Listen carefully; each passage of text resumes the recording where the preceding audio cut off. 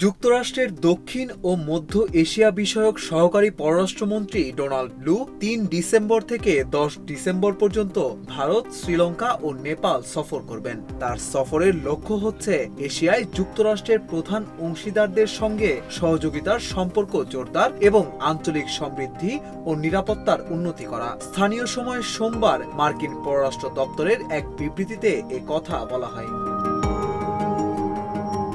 এতে বলা হয়, নয়াদিল্লিতে মার্কিন সহকারী পররাষ্ট্রমন্ত্রী লু মার্কিন ভারত ইন্দো প্যাসিফিক অন্তর্ভুক্তিমূলক নীতি প্রয়োগে সহযোগিতা করবেন। ভারতের সিনিয়র কর্মকর্তাদের সঙ্গে পৃথক আলোচনা সভা অনুষ্ঠিত হওয়ার কথাও রয়েছে তার। আলোচনা সভায় বৈশ্বিক ও আঞ্চলিক ইস্যুগুলো স্থান পাবে।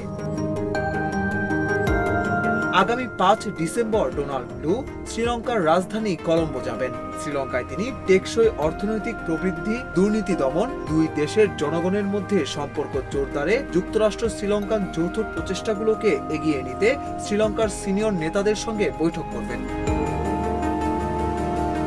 এরপর লু কাঠমান্ডুতে নেপালের সিনিয়র নেতাদের সঙ্গে পরিবেশ রক্ষায় অগ্রগতি, নারীর ক্ষমতায়ন এবং টেকসই উন্নয়ন ও অগ্রগতি নিয়ে আলোচনা করবেন। নেপাল সফর শেষে ডোনাল্ড লু নিজ দেশে ফিরে যাবেন।